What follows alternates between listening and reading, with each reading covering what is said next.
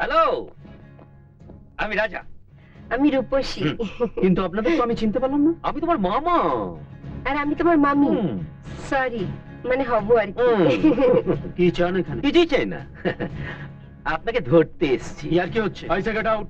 ইংরেজি বলবেন না, ইংরেজি বলবেন না। কোনো কথা না বলে চুপচাপ আমাদের সঙ্গে চলে আসো। চালাকি করলে কিন্তু ছুরিটায় তোমার গলার পকেট দুটোই কাটা পড়বে। কোনো কথা না, চল আয় চল। শুভ, আপনি কে তোমরা? আমি এদের চিনি না। এরা আমাকে জোর করে কোথায় ধরে নিয়ে যাচ্ছে। কোথায় নিয়ে যাচ্ছ আমার ছেলেকে?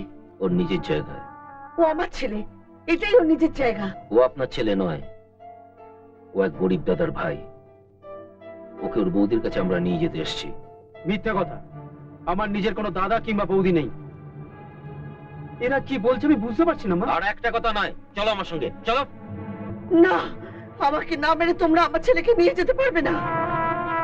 সেই ছোটবেলায় আমার শুভ হারিয়ে গেছিল। আজ আজ যখন আমার শুভকে আবার ফিরে পেয়েছি, তোমরা আমার শুভকে আমার কাছ থেকে কেড়ে নেবে? তোমাদের কি চাই বলো? টাকা আমি দেবো, আমি দেবো, যত টাকা লাগে আমি দেবো। শুধু আমার শুভকে মা। কেড়ে নিও না।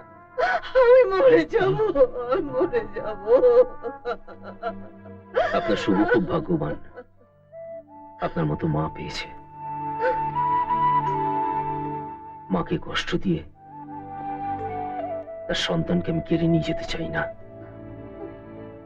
কারণ হারানোর কষ্টটা আমিও বুঝি। চল।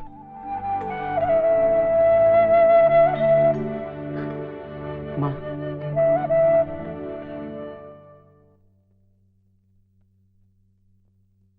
আমি মিনিস্ট্রিতে সবকিছু জানিয়ে চিঠি দিয়েছিলাম, তাতে তোমার 1 বছর সাজা কমে গিয়েছে। আজকে তোমাকে রিলিজ করে দেওয়া হলো। এই নাও, আর এতে তোমার সব পাওনা টাকা আছে। এসো।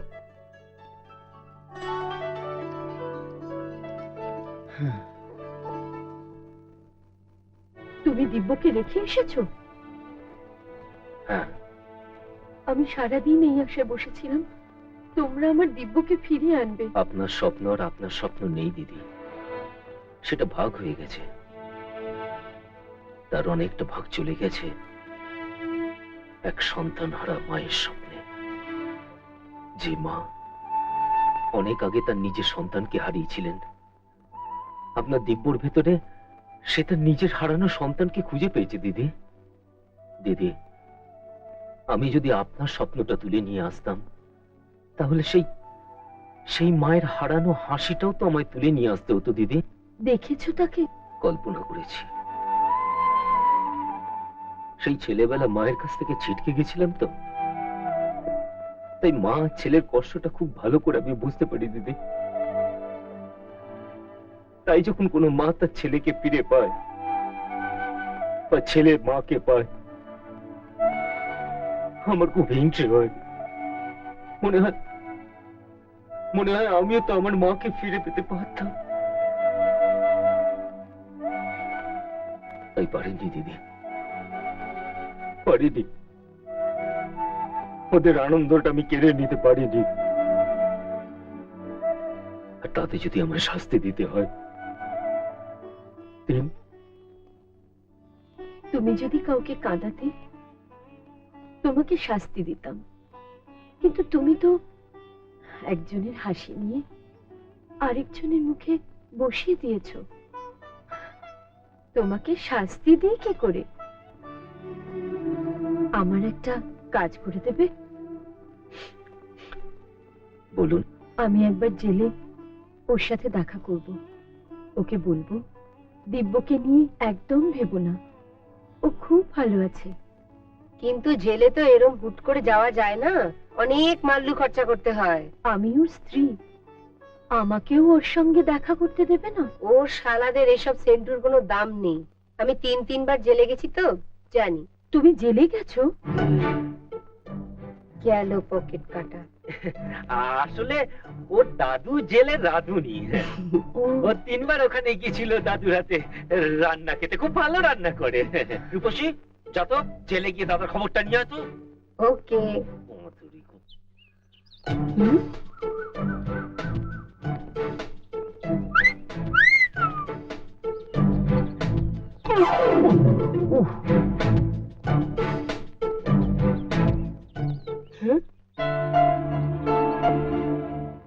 লোকটার ব্যাগে দিদির ছবি, তাহলে কি এই লোকটাই?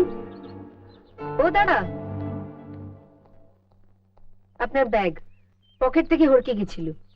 কি যে করেন না আপনি, একটা জিনিসও সামনে রাখতে পারেন না। দেখে নিন সব ঠিক আছে কিনা। ছবিটা কার?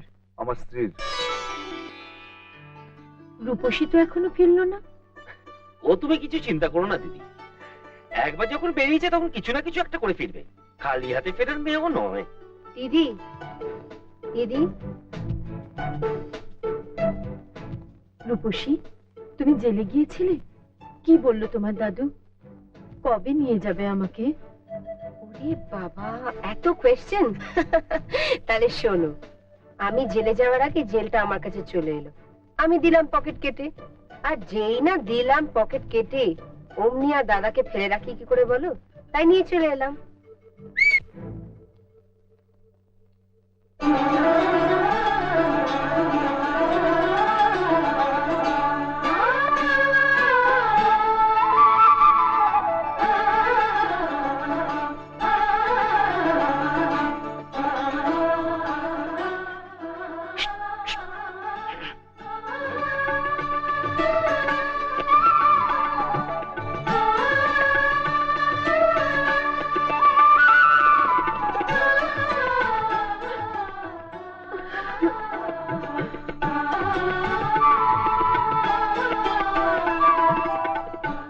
কেমন আছো তুমি?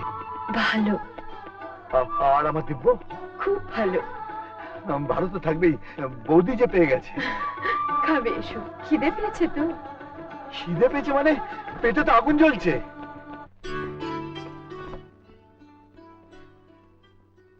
আমি জেলে গেছি, ওটা দিব্যকে বলনি তো? না। খুব ভালো করেছো। দাদা জেলে গেছে শুনলে ও খুব কষ্ট পেত, সবকিছু ছেড়ে চলে আসতো, আর আমার স্বপ্নটা পূরণ হতো না। তোমার স্বপ্ন তো পূরণ হয়েছে, অনেক বড় হয়েছে তোমার ভাই। আরে হতেই হবে, তার ভাই দেখতে হবে তো। আর কি হলো, আর কি হলো, আর কি হলো? সবাই ওকে সেলাম করে। হ্যাঁ, সেলাম করে। হ্যাঁ, বড় লোকদের কিছু আদব কায়দা থাকে তো। হ্যাঁ, তা তো থাকতে হবে, তা তো থাকতে হবে। তারপর কি হলো, তারপর কি হলো, তারপর কি হলো? তোমায় কি বললো?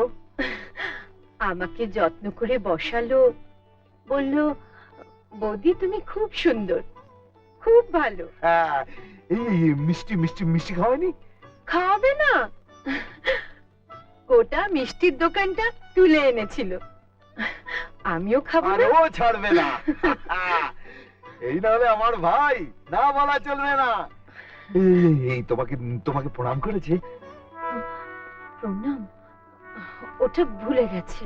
ভুলে গেছে? বাঙালি সাহেবের প্রণাম করা ভুলে গেছে? এক চড়বের ওর মুখটা বেঁকিয়ে দেবো। আরে বৌদি হলো মা, প্রণাম করতে হয়। কোথায় কোথায় সেই হতভাগা? এই দিব্য, দিব্য!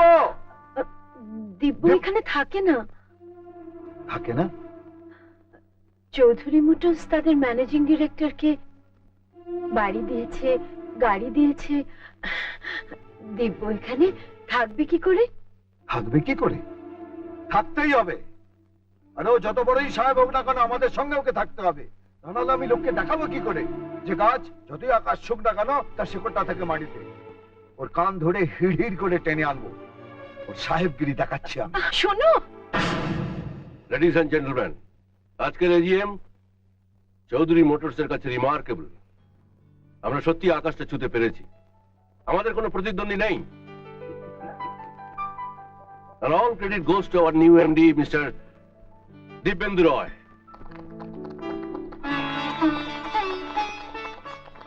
किधर जा रहा है? আমার ভাই আছে। इधर कोई भाई भाई नहीं है, इधर सब ऑफिसर लोग हैं, बड़ा साहब छोटा साहब, चलो भागो। ধুস শালা, আমার ভাইও সাহেব। Thank you thank you. দিব্য,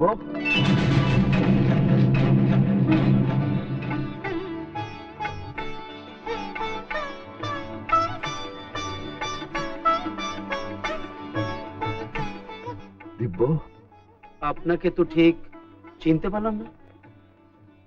ইয়ার্কি মারা হচ্ছে না? হ্যাঁ, অনেকদিন পর দাদাকে পেয়েছে তো, বাস ইয়ার্কি মারা শুরু হয়ে গেছে। এই এত বড় হয়ে গেছিস, তবু দাদার সঙ্গে ইয়ার্কি মারা গেল না? কি বকটা! ওরে বাবা, তোকে কি লাগছে রে? পাক্কা সাহেবের মতো। দাঁড়া দাঁড়া, তোকে একটু ভালো করে দেখি, ভালো করে দেখি তোকে।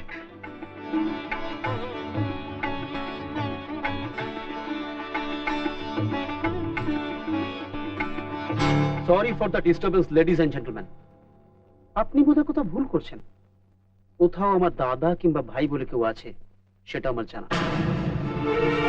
প্লিজ যান এখান থেকে। তুই আমাকে এখান থেকে চলে যেতে বলছিস দিব্য? হ্যাঁ, না গেলে দারোয়ান ডেকে বার করে দিতে বাধ্য হব। না রে, তোকে আর কষ্ট করতে হবে না, আমি আসছি। হ্যাঁ,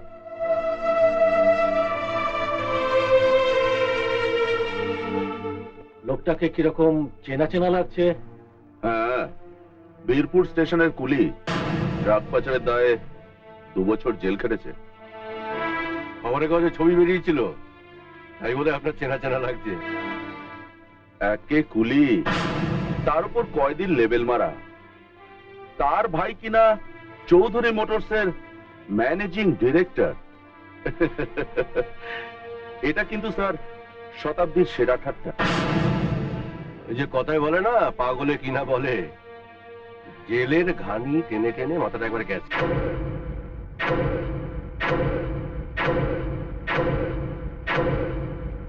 আপনি ঠিকই বলেছেন স্যার, আমার মাথাটা সত্যি খারাপ হয়ে গেছে। নইলে আপনাদের মতো সাহেব সুবোদের বাজারে গরিবের স্বপ্ন খুঁজতে আসি।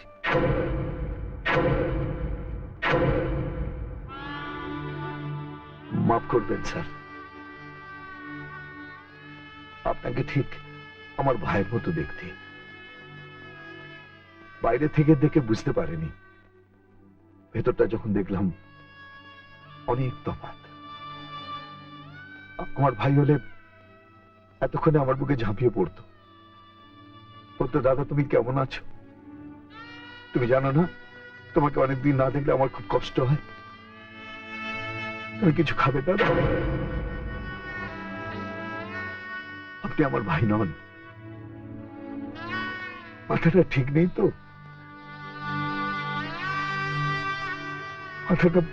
মাথাটা ঠিক নেই। মেঘের ছায়ায় রেখেছি, রাখবো যে তোকে, সারাটি জীবন তোকে ঘিরে কত ছবি হৃদয়কে,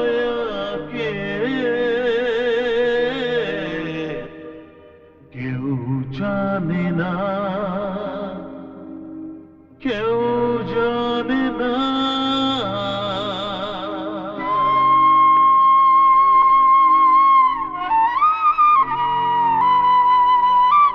শুনুন, আপনি দিব্যর দাদা। আমি কৃতজ্ঞ আপনার কাছে। আপনি দিব্যকে এভাবে কষ্ট করে তৈরি না করলে আমি আমার ভালোবাসার মানুষটাকে পেতাম না। আপনি আপনার ভাইয়ের জন্য অনেক খরচ করেছেন, সব হিসেব নিয়েছি আমি দিব্যর কাছ থেকে। দিব্যর হস্টেল খরচ, কলেজের ফিজ, বই কেনা, মোট 25,800 টাকা। তার একটা ইন্টারেস্ট আছে, 10% করে ধরি।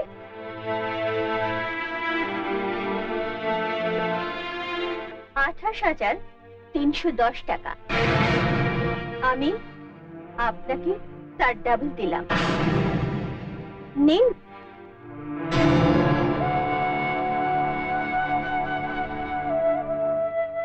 আপনার কাছে দিব্যর আর কোনো ঋণ নেই।